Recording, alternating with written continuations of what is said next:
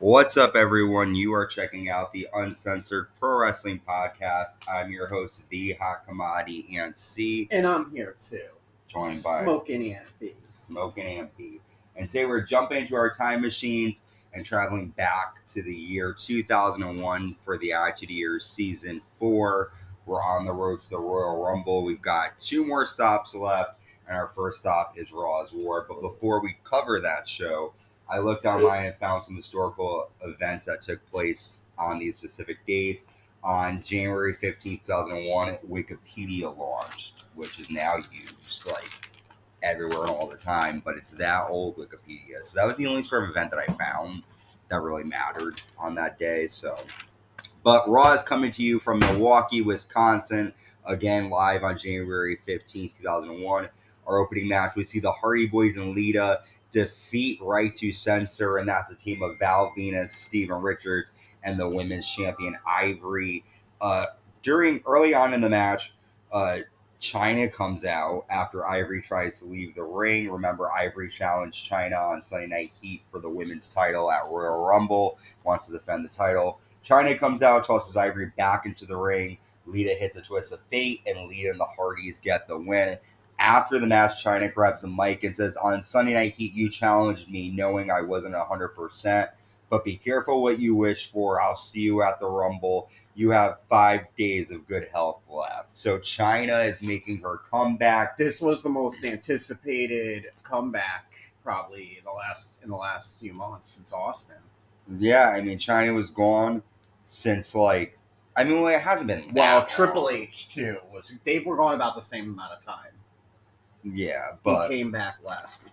So, it was like a month. What do you think is going to happen at the Rumble? You think Chyna or Ivory? I think Chyna's gonna whoop her ass. Ivory. Fuck sure. Ivory. Yeah, she's coming back. She's got to be in charge. Remember, Chyna's got that hurt neck, so we'll have to see what happens.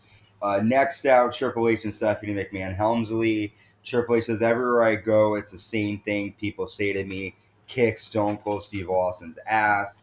Nothing would make me happier than to drag Austin into this ring and beat him physically once and for all. But Vince has made a ruling that if either one of us provokes each other, the match is off. My match against Kurt Angle is off at the Rumble, and Austin will compete in the Rumble match."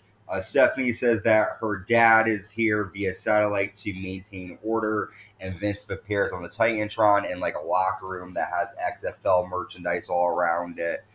He reiterates about how if Triple H or Austin provoke each other, it's going to be a problem. And he tells Stephanie he has his cell phone on him. If anything happens, give him a call. Triple H then goes on to talk shit about Kurt Angle, again saying that Kurt Angle is champion because he's allowed it. He says that he's going to end Kurt Angle's illustrious reign. He's like, "You got your brother to hide on the ring and cost Undertaker's match at Survivor Series. You continue to get disqualified or counted out. That's really something to be proud of." And then he just says you can bring whoever you want in your corner. You can bring the 1980 American hockey team, Olympic team. It won't make a difference. I'm still going to become a champion. And then WWF champion Kurt Angle comes out, and he says, "If it isn't my old friend Stephanie and Triple H," he says that he says, "Steph, I am very disappointed. You blew it, babe. Last time Triple H was champion was the King of the Ring. Triple H, you may be the game, but you're not taking my title. The only difference between you and Donkey Kong is a smelly ape that people actually like. I had to get someone from my corner. Come on out, Trish." And then Trish Stratus comes out, and she's wearing a mink fur coat and new diamond earrings, which she didn't get that from Albury. I'm sure Vince McMahon hooked her up. Trish says no hard feelings when Kurt asked me. Probably from Linda's collection. Probably. When Kurt asked me to be in his corner, I couldn't say no. Whether it's Kurt Angle or Mr. McMahon, I love a man on top. And then Stephanie says tonight you're going to fight Jacqueline, and I'm going to make a match suitable for your talents. You're going to have a spanking match. This is all because she asked Vince to spank her on SmackDown. So we got a lot here. We got the stipulation that Austin or Triple H physically attack each other, their matches are off. We've got Kurt Angle having Trish Stratus in his corner, Stephanie McMahon-Helmsley trying to screw over Trish and make her uncomfortable. A lot of stuff. What did you think, though? Well, a couple things. One, it's funny how back then, they often did this stipulation that people couldn't touch each other before the match, and it got you psyched to see them finally go at it. And now they book everything but the match. They book, if it's Undertaker and Shawn Michaels, they do Undertaker with Kaientai and Shawn Michaels with Flash Funk. Like, they just book all this random shit so that you see little glimpses of it. And I liked the build-up and the wait for it. And, they're in each other's face, and Austin's giving them the finger, and you feel it. He's just an inch away from hitting them, and he does it. I think it's much better that way than have booking them in tag teams and all this other shit the night before. Also, the thing which I liked what Triple H was talking about, Kurt. He definitely, I think he There's won that multiple promo. storylines. Yeah. So it's interesting. Kurt definitely is not a champion to be proud of, and he talks about, integrity and intelligence and intensity. So yeah, it's going to be a combustible match though, because you got Stephanie in Triple H's corner, Trish and Kurt. It's gonna. And they should have made Austin a and tag Triple H. team, a mixed tag team. We have Hardcore Champion Raven defending against Tess. During the match, Hardcore Holly and Steve Blackman get involved. They fight backstage, and then William Regal attacks Tess from behind. Raven gets the pinfall, and then Raven hops into a car and runs off.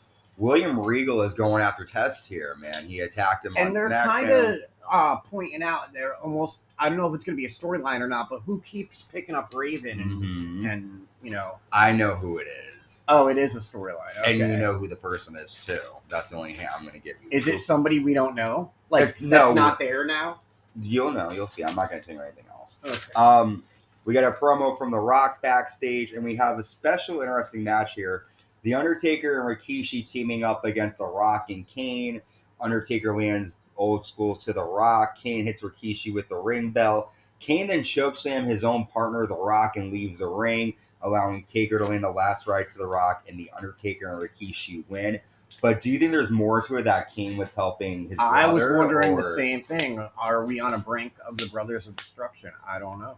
He just fucking chokeslammed Rock and left him for Taker. And there was one point in the match where they almost fought and something happened and they didn't. So that kind of leads me to think that something's up. Okay. Intercontinental Champion Chris Benoit comes out with a ladder and he climbs it and he says, Chris Jericho, you challenging me to a ladder match, I've got chills. As a sign of respect for our history, I put together a video, and it's a video package of Y2J's music with Chris Benoit beating the shit out of Jericho. Jericho, he says, you can never prove me wrong. And then Y2J runs in from behind, pushes Benoit off the ladder, and then nails Benoit with the ladder. And we're going to have an intense ladder match at Royal Rumble.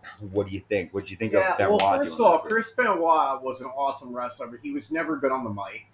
I think they probably did this video to kind of compensate because it was kind of funny, but it didn't even work that well. I hope Y2J gets that title. Y2J. Killer! Wife killer. WWF Tag Team Champions Edge and Christian attack the Dudley Boyz backstage, and they land a concerto to Devon Dudley. We then get Hardcore Holly versus Steve Blackman.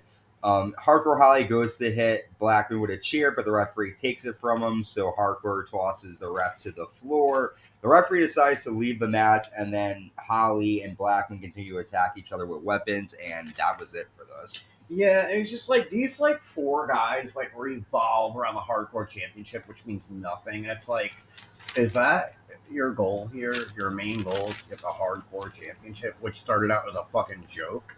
It's like, it's kind of silly and and no one really cares, right? Stephanie's backstage calling Vince, and Vince asks how Trish is doing, and Stephanie tells him she's wearing a brand new outfit. Thank you, Trish. And Vince, man, it was funny. He was like, "Oh, how's the Undertaker? How's Rock? How's Triple H? How's Trish?" And she was like, "What do you mean?" Stephanie was not happy. And then he pretends to, lose service. Yeah. We get the spanking match next. Trish Stratus versus Jacqueline. Jacqueline pulls off Trish's shirt and whips her. Kurt Angle comes out, and then Jacqueline pulls down Trish's pants, whips her ass as Angle pulls her out of the ring. Stephanie was probably happy about that. That was like a minute, and it was just a way to get Trish like naked. Yeah. So really nothing to talk about. I can't wait for Trish to actually compete, and then we can really see her. We're gonna see some bad stuff with Trish coming. Woof woof.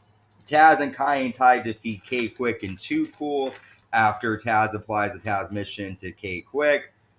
Another basic 6-man tag. I do like Kaientai's whole indeed and like the weird American accents over the Japanese language, which is like they do for like the Godzilla movies and all those. Yeah, that's Shane talking. But again, random modge podge of talents competing here. The Royal Rumble is like right around the corner, so they're trying to use everybody. We hear from Billy Gunn at WWF New York, and he's talking about Chyna and how, she has to be careful, but he can't wait to see her beat Ivory at the Rumble. And then our main event, we have WWF Champion Kurt Angle and the Tag Team Champions Edge and Christian against Stone Cold Steve Austin. And Austin's about to do this alone, but the APA come out, and it's going to be a 6-man tag now. Austin superplexes Kurt Angle, but Angle kicks out. Angle lands a low blow and a belly-to-belly, but Austin kicks out. And then the end comes after Kurt Angle jumps into a stunner, and Stone Cold Steve Austin, the APA, win.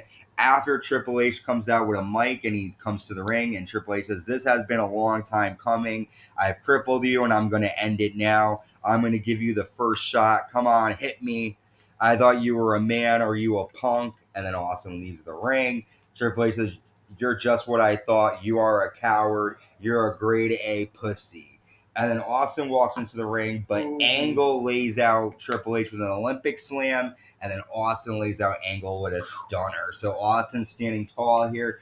Triple H is trying to provoke Austin. He doesn't want Austin to compete in the Rumble, but Austin was like, "I'm not doing that. I'm going to get my hands on you, and I'm going to win the Rumble." So what did you think of that with Triple H beating Austin? It was pretty genius, and it was he kind of got a stroke of luck having Kurt Angle there to do his dirty work, because he called him a grade A pussy. When he called him a pussy, he looked like if looks could kill. Ooh, Austin looked pissed, but good episode of Raw. Like I said, we got one more stop to the Royal Rumble, which everyone talks about. It's a really good Rumble, so I'm excited for you to see it. I'm excited for it.